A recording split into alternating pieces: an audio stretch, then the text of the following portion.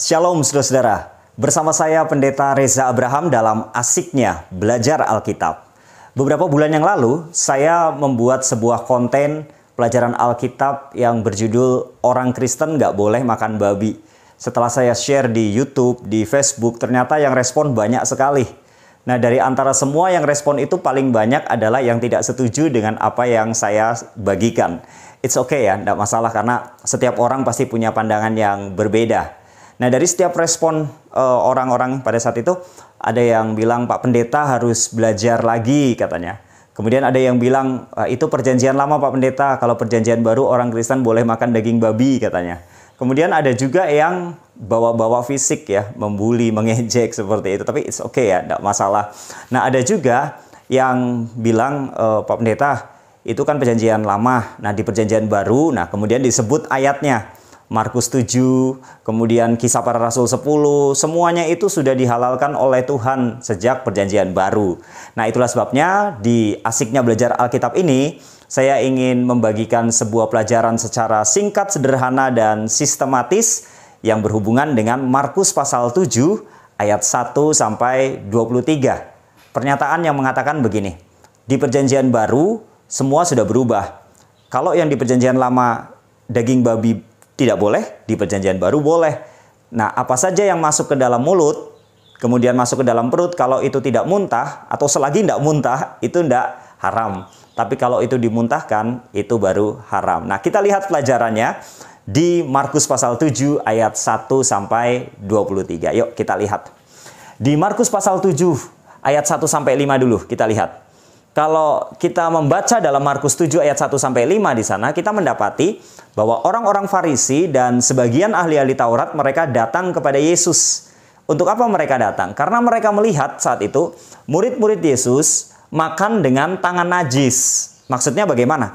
Jadi mereka, murid-murid Yesus itu makan tanpa cuci tangan terlebih dahulu. Itu yang dipermasalahkan oleh orang-orang Farisi dan ahli-ahli Taurat kepada Yesus. Ini sebenarnya sesuatu hal yang baik ya. Karena memang kalau kita makan harus cuci tangan supaya bersih dan sehat. Bukan begitu. Tapi yang jadi permasalahan adalah di dalam Markus 7 ayat 1 sampai 5 kita dapati bahwa orang-orang Farisi itu secara umum ya orang-orang Yahudi, karena orang-orang Farisi juga merupakan orang-orang Yahudi di sana, mereka berpegang pada adat istiadat nenek moyang mereka. Dengan makan basuh tangan itu adalah ajaran dari adat istiadat. Termasuk kalau mereka misalnya pulang dari pasar, kalau mereka pulang dari pasar mereka sampai di rumah, mereka harus cuci tangan terlebih dahulu sebelum mereka makan. Nah, ini sesuatu yang baik sebenarnya. Tapi yang menjadi permasalahan adalah ini adalah adat istiadat nenek moyang. Bahwa makan dengan tangan najis tanpa cuci tangan itu bagi mereka bukan hubungannya dengan kesehatan secara fisik, tapi ini berhubungan dengan adanya sesuatu dari luar yang membuat mereka najis. Kenapa begitu? Jadi begini, orang-orang Yahudi itu punya pandangan bahwa orang-orang non-Yahudi mereka itu najis. Jadi kalau mereka pergi ke pasar, mereka keluar, mereka bertemu dengan orang-orang non-Yahudi di sana, mereka ketempelan sesuatu yang najis dari orang-orang non-Yahudi. Sehingga mereka menjadi najis. Makanya kalau mereka makan, kalau tidak cuci tangan, roh kenajisan itu masih ada dan mereka menjadi najis. Itulah pandangan orang-orang Yahudi secara umum pada saat itu. Jadi permasalahannya di sini adalah bukan apa yang dimakan, tetapi bagaimana cara makan. Tidak cuci tangan. Nah, ketika orang-orang Farisi mempermasalahkan hal itu, respon Yesus. Markus 7 ayat 7 dan 9. Yesus mengatakan di sana bahwa ajaran mereka itu adalah perintah manusia. Nah, Yesus mengutip di sana buku Yesaya. Ketika di dalam buku Yesaya dikatakan percuma kamu di sana memuliakan nama Tuhan sedangkan ajaran yang kamu ajarkan adalah adat istiadat atau perintah manusia. Itu yang Yesus kutip di sana. Jadi dengan kata lain dalam Markus 7 ayat 7 dan 9 Yesus sedang mengatakan bahwa semua yang menjadi pandangan orang-orang Yahudi makan harus cuci tangan karena ada roh najis dari orang-orang non-Yahudi itu ajaran manusia bukan ajaran Tuhan. Itu poin yang kita dapatkan di sana. Nah, kemudian saat itu maka Yesus dalam Markus 7 ayat 18 sampai 20 di sana memberikan pengajaran sehubungan dengan pandangan orang-orang Yahudi di sana. Yaitu Yesus katakan dari luar yang masuk ke seseorang itu tidak menajiskannya. Jadi dalam hal ini Yesus sedang memberitahukan bahwa apa saja yang dari luar ketika masuk kepada seseorang itu tidak akan menajiskan seseorang. Nah, ini dalam konteks cara makan, bukan apa yang dimakan. Karena memang bagi orang Yahudi sudah paten itu menjadi satu ajaran berdasarkan perjanjian lama di Imamat pasal 11 bahwa makanan-makanan yang sehubungan dengan binatang itu sudah diatur. Untuk binatang yang berkaki 4 itu harus berkuku belah dan memamah biak. Untuk binatang-binatang yang ada di air itu harus bersisik dan bersirip. Darah tidak boleh dimakan. Semua aturan diberikan pada saat itu. Dan orang Yahudi secara umum semuanya sudah tahu hal itu. Termasuk murid-murid Yesus. Jadi pada saat itu tidak mempermasalahkan soal apa yang dimakan. Tapi cara makan. Makanya Yesus katakan dari luar yang masuk ke seseorang itu tidak menajiskan seseorang itu dalam konteks pandangan orang Yahudi. Kemudian apalagi yang kedua dalam Markus 7 ayat 18-20. Yesus menyatakan bahwa semua makanan halal. Dikatakan dengan demikian, ia menyatakan semua makanan halal. Dalam konteks bukan apa yang dimakan, tapi cara makan. Karena murid-murid Yesus saat itu memang makan bukan yang melanggar perintah Tuhan. Yaitu berdasarkan Imamat pasal 11. Kemudian yang ketiga, Yesus katakan yang keluar dari seseorang itulah yang menajiskannya.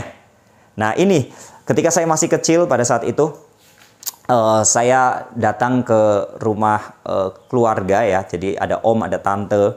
Kemudian waktu itu saya disodorin satu makanan daging yang bertentangan dengan Imamat pasal 11. Ada daging babi, ada daging anjing, ditawarin. Nah saya dari kecil sudah tahu ajaran ini karena diajarkan oleh orang tua saya, oleh keluarga saya. Bahwa daging babi, daging anjing itu tidak boleh berdasarkan Alkitab. Waktu disodorin, ditawarin, saya bilang, "Ndaklah om, ndaklah itu haram." Kemudian dia bilang, "Enggak, yang haram itu kalau kita makan kemudian muntah itu baru haram." Nah ternyata saya baru tahu. Pandangan itu ada dari Markus pasal 7 ayat yang ke-18-20. Pernyataan Yesus, yang keluar dari seseorang itulah yang menajiskannya. Ditafsirkan, kalau kita makan kemudian muntah, itu haram. Padahal konteksnya bukan seperti itu. Konteksnya adalah Markus 7 ayat 21-23. Nah ini yang saya katakan. Bahwa belajar Alkitab itu kita harus melihat konteks cerita. Artinya adalah yang dibaca bukan ayatnya tapi membaca ceritanya. Keseluruhan dari cerita itu bukan hanya sepenggal ayat. Memang kalau kita baca di dalam Markus 7 ayat yang ke-18-20 sepertinya Yesus katakan bahwa semua makanan halal tanpa membaca ceritanya. Tapi ketika kita membaca cerita secara keseluruhan sedang berbicara bagaimana cara makan, bukan apa yang dimakan. Jadi ketika Yesus katakan yang keluar dari seseorang itulah yang menajiskannya, dilanjutkan di ayat 21-23 di sana. Yesus berbicara soal hati seseorang. Karena di dalam hati itu akan timbul pikiran jahat, akan timbul percabulan, akan timbul pencurian, akan timbul pembunuhan, perzinahan, hawa nafsu, kesombongan, dan lain sebagainya. Disebutkan dalam Markus 7 ayat 21-23. Jadi ketika Yesus katakan yang menajiskan seseorang itu apa yang keluar dari seseorang, maksudnya yang berasal dari hati, bukan apa yang dimuntahkan ketika dia makan. Nah, Yesus berbicara soal hati di sana. Itulah sebabnya belajar Markus pasal 7 ayat 1-23 di sana. Yesus sedang tidak menghalalkan semua makanan. Tapi Yesus sedang berbicara soal bagaimana cara makan. Pandangan orang Yahudi itu tidak membuat seseorang menjadi najis. Karena orang-orang non-Yahudi itu bukanlah orang-orang yang najis. Ketempelan mereka harus cuci tangan di sana tidak ada hubungannya dengan kehidupan kerohanian. Yang ada hubungannya adalah ketika kita memiliki hati yang kotor, hati yang tidak bersih, hati yang negatif. Apa yang keluar dari dalam hati itu adalah hal-hal yang negatif ketika hati kita atau pikiran kita negatif atau kotor. Jadi Markus 7 ayat 1-23 menjadi pelajaran berharga buat kita bahwa Yesus sedang mengajarkan kita untuk menjaga hati kita untuk tetap bersih, berpikiran positif sehingga segala sesuatu yang kita lakukan juga adalah hal-hal yang positif. Inilah pelajaran dalam Markus 7 ayat 1-23 sehingga Kita boleh memiliki pemahaman pandangan yang berdasarkan Alkitab, bukan apa kata orang, bukan apa kata pengajar Alkitab, atau bukan apa kata pendeta. Ketika kita punya pengalaman belajar Alkitab, kita mendapatkan pelajaran yang berharga di dalamnya, yang sesuai dengan apa yang Tuhan perintahkan di sana. Kiranya Tuhan Yesus memberkati kita semua. Amin.